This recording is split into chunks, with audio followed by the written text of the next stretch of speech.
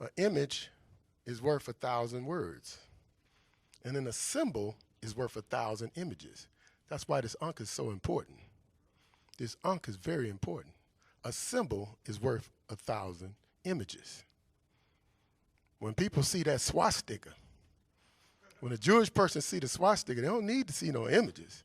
The whole memory of what happened to them emerges, and all of the connotations of that depth of evil appears in their mind, and they have an immediate reaction to it. So we need to create that kind of power. It doesn't happen on its own. You're akuz. You have the ability to create power. Why? Because you are God in the Kemetic perspective. Well, like I said, this Underground Railroad, I'd like to also acknowledge some more individuals who are very important. I always go back to back when I was 19 years old, people who influenced me. I had to begin with a brother by the name of Amun Ra, who really introduced me to consciousness.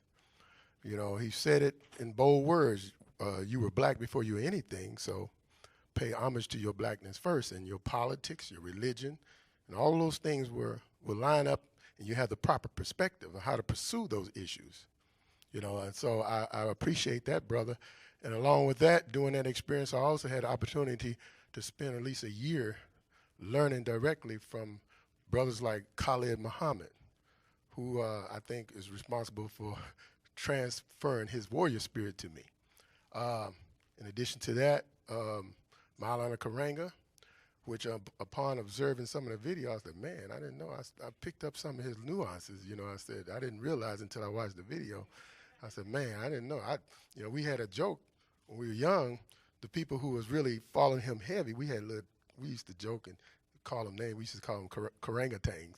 you know, we had our little jokes, but because I was like, I followed Ra. Ra was my main guy. You know, he used to call me Baby Ra.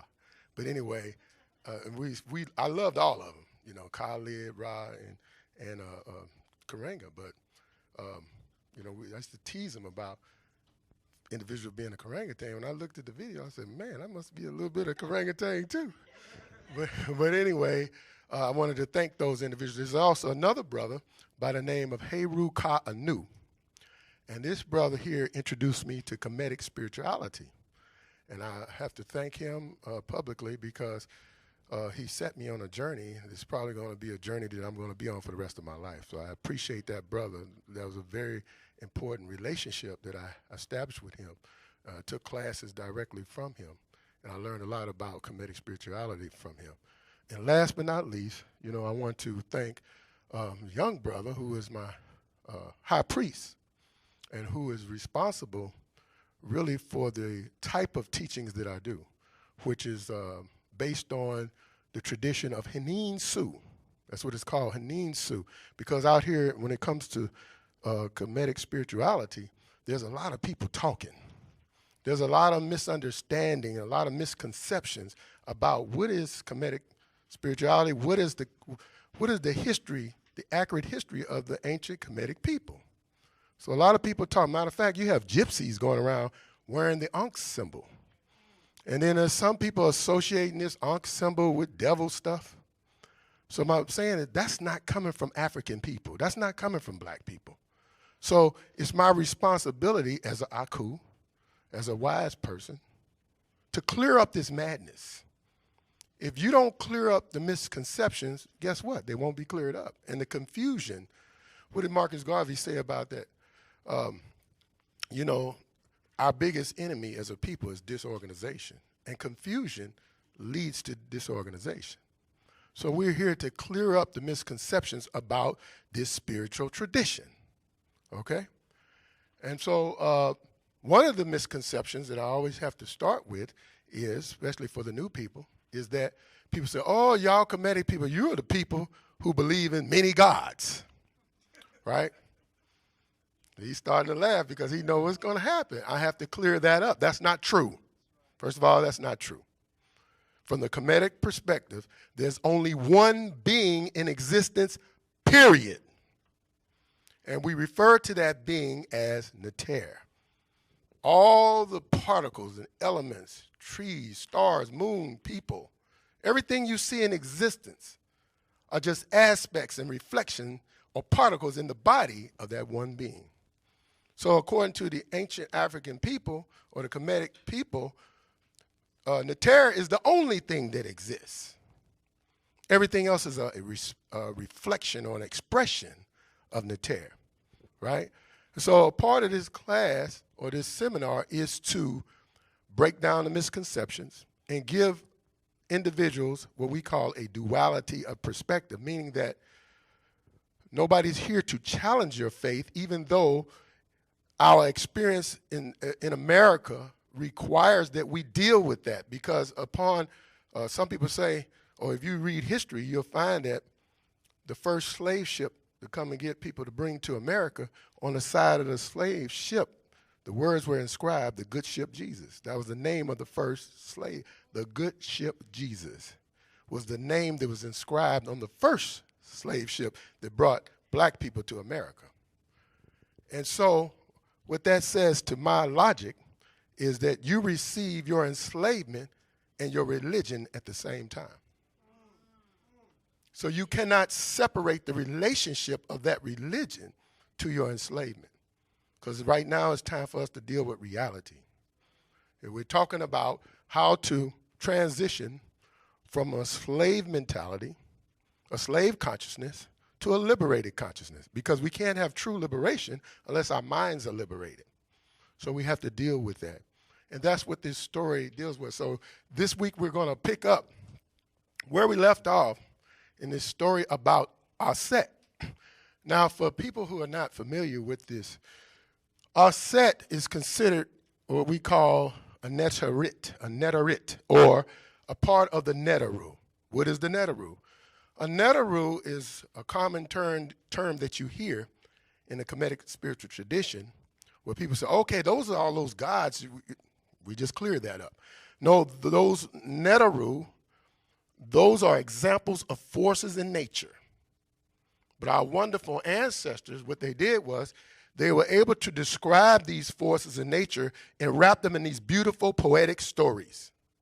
And through these beautiful poetic stories, they're able to capture dynamics and natural phenomena, categorize these phenomena, and give you an understanding from childhood to adulthood.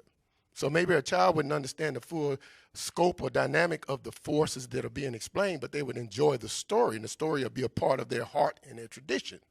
Tradition is very important. And then when you become older, they learn the science behind the story. So that's what it's all about. So in order to understand this dynamic, I'll quickly go through this because I need to get to the material. All of the stories are tied to what we call an African cosmology. An African cosmology, a Kemetic African cosmology. What is a cosmology? Well, the root of the word cosmology is good order, okay? A cosmology really speaks to an explanation of life, an explanation of this universe. A cosmology should explain reality to you. So the ancient African cosmology, which was written in the, what you people refer to as the hieroglyphics. The ancient African cosmology of ancient Kemet was written in this form, but it was also written in other forms, which the high priest understood. But this was the form that the everyday person in ancient Kemet would read. But in that cosmology, it explained life, it explained the origin of creation from the African perspective. Now, the shame of it all is this is a very old written tradition, thousands of years older than any biblical literature. Let me be clear about that. You know, because my father once said, well, the Bible is the oldest book in the world, ain't it? I said, Dad, actually, no. It is not the oldest literature in the world.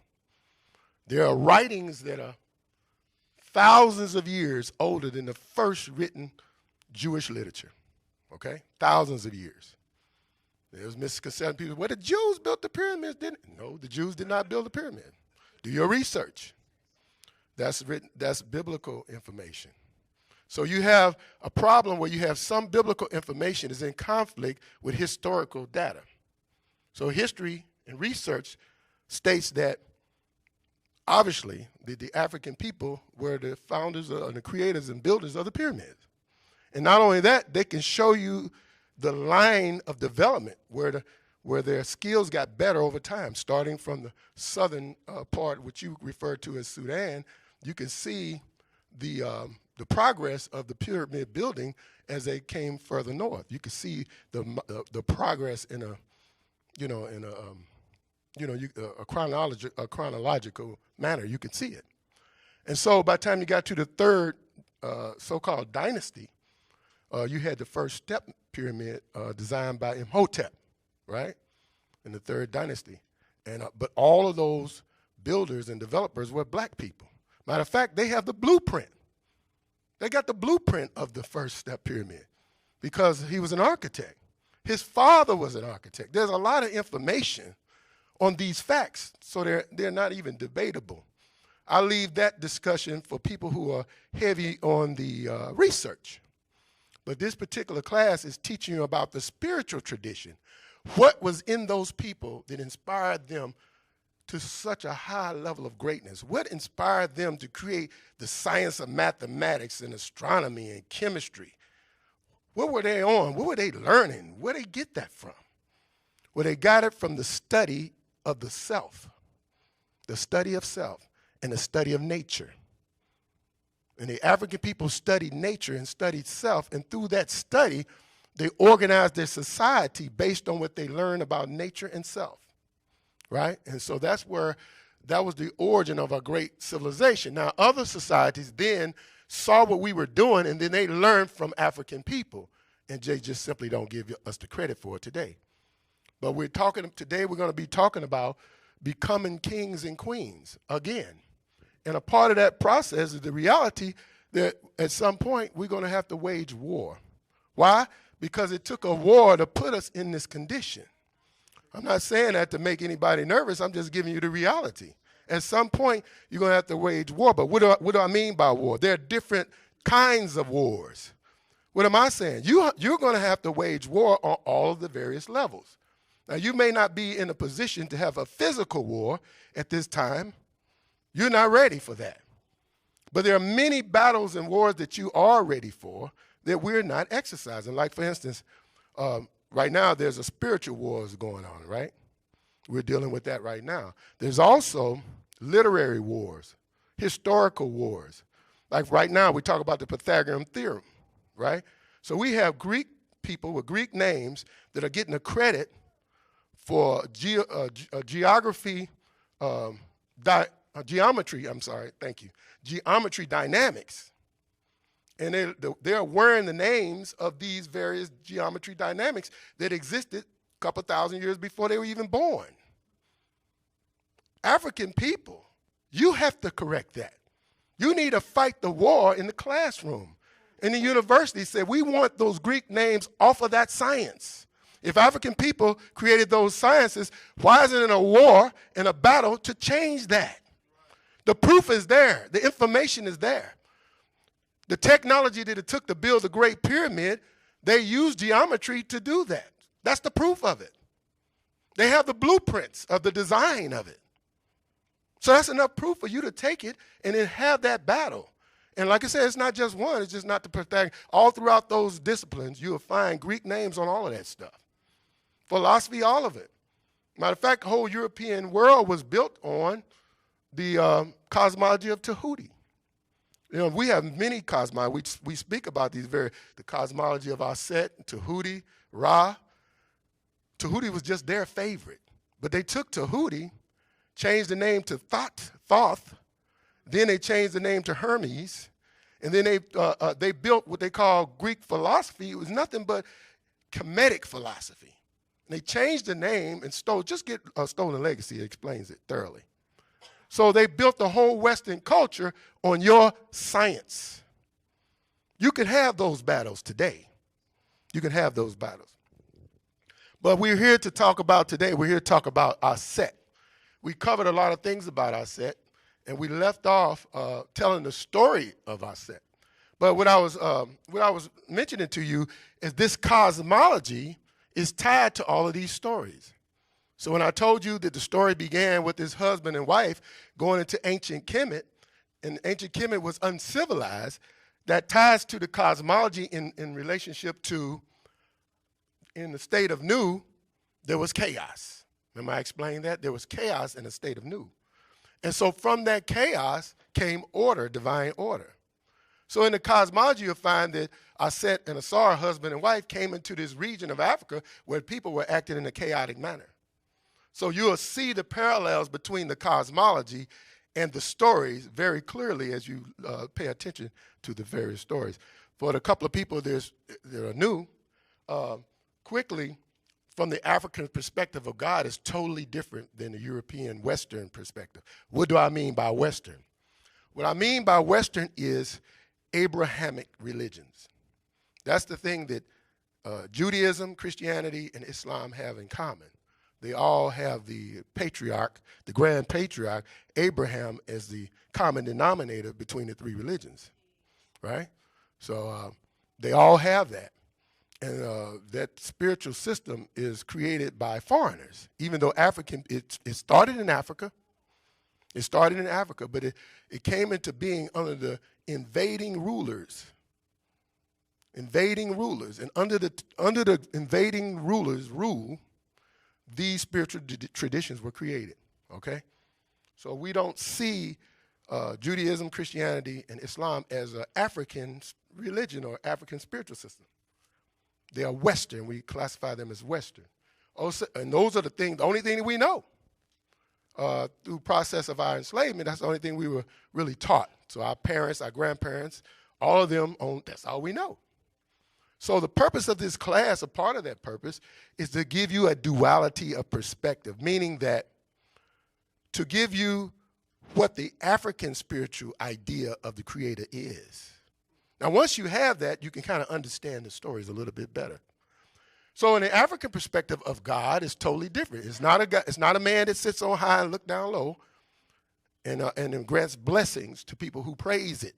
It doesn't work like this. So if you can separate your mind from that idea temporarily, at least for the sake of understanding what is the African Southern cradle idea or concept of God, you'll see that it's totally different. The African concept of God, the Creator didn't come into being as an individual. The Creator came into being as what we refer to as the many.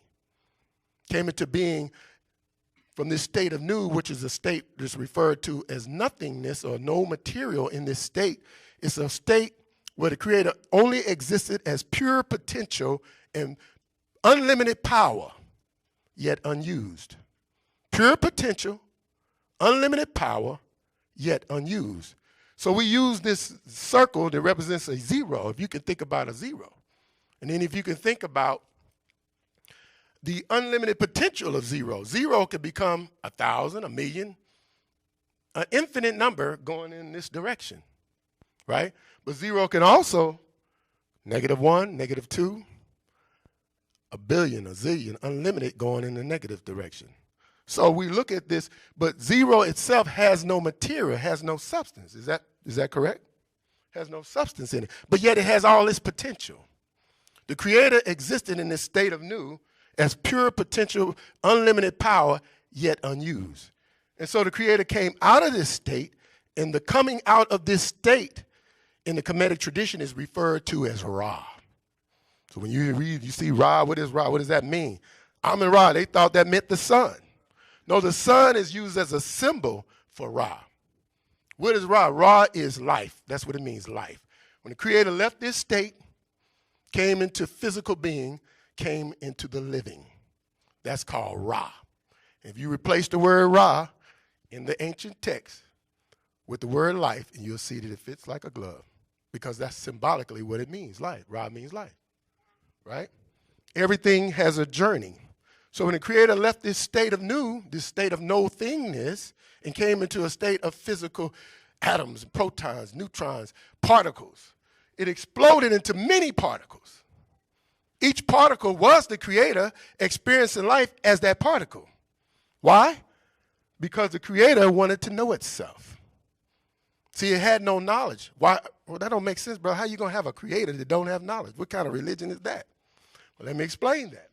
The Creator came out of this state of Nu, there was pure unlimited potential, but without experience, you cannot have knowledge. Knowledge only comes from experience. Matter of fact, in order to have a fact, for something to be called a fact, you have to, people do experiments. The foundation of the word experiment is actually experience. So the Creator created creation so that it can experience itself, learn about itself, experience life. And so in order for that to happen, for those who've never been here before, it created these laws. The first law it created was called the law of Ma'at, which is the law of opposites, opposite forces. Why? Because it wanted to come into being to experience life that it could be aware of. So you had to create lightness and darkness, opposite forces, good, bad, joy, pain. These opposite forces had to be created in order for you to experience and be aware of your experience. You wouldn't know what light is unless you create darkness to compare it to. So the first law that was created was the law of Ma'at. Now this is what the ancestors wrote. This is what the ancestors, so you evaluate whether it makes sense to you. I thought it was brilliant. The cosmology is brilliant. So the Creator came out of this state, created the law of Ma'at, and when you bring opposite forces into perfect balance, you have reproduction and procreation. And so that was the law, the force in nature, Ma'at, that allowed creation to come into being. So all of these particles came into existence. Each particle is the creator in that particle having a journey. Well, then what you mean? That's created. Is unlimited? Each particle is unlimited? No. During this state of nu, the Creator had unlimited power. But in order for it to experience life, it first had to do what? Put limitations on itself. Well, what do you mean by that? It began to create forms, and that's what Auset represents in the tradition. She is that force in nature that creates forms. She is the part of nature that takes energy and put it into various forms so the Creator can experience life as that form, right? So a tree is one form, a human being is another form, a frog, a star, a planet, a molecule, hydrogen, those are different forms of the Creator. So with that form come limitations. A hydrogen atom behaves different than a helium atom, right? A human being behaves different than a tree. A tree can do things you can't do. You can't produce, you can't make oxygen, but you can consume it. A tree can't make carbon dioxide, but it can consume it. So they call that the law of reciprocity, which is one of the laws of Ma'at. So the Creator created all of these various particles, these entities. Each one of them is the Creator, and I can prove it. You look in the smallest particle in nature, you can go down to the atom, the smallest unit. It has intelligence in it. How does it know what to do? It has intelligence in it. How do you explain the intelligence in an atom? Did it go to atom school? Is there such thing as an atom school? There's no atom school for it to learn.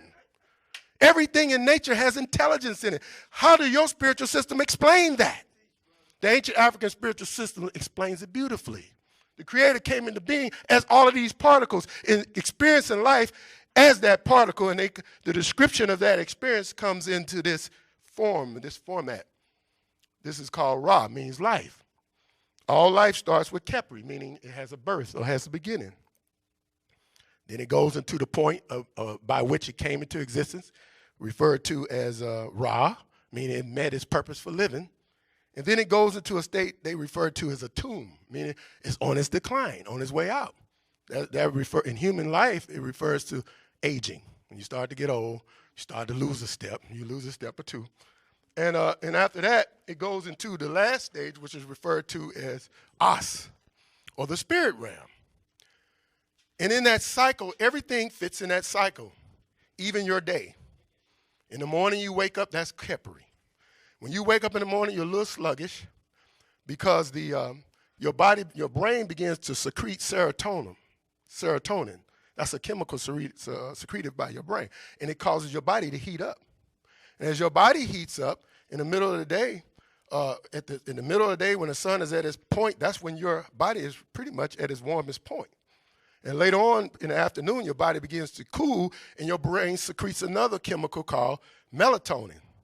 And then that melatonin causes the body to calm down, and at the point in the evening or late, you're so calmed down that you're ready to go to sleep. In the Kemetic tradition, that's that cycle. And when you go to sleep, the ancient Africans consider that as a death. You go into the spirit realm. Your sleep is the spirit realm. So when you're sleeping, that's where your battery is recharged. Is that correct? You can stay up as long as you want. You can stay up for 48 hours, but your battery going to get so low. Your energy going to be so low. You can never be revived until you what? Go to sleep. And when you go to sleep, the Africans refer to that as going into the spirit realm, going into a form of death. And through this form of death, during this spirit realm, is where you get re-energized. So the Africans observed that, and they said that equates to life as well. It equates to the seasons. The seasons do the same thing. In the spring, you have new life. In the summer, everything is already full blossom and grown. In the fall, things begin to die. And in the winter, things are dead.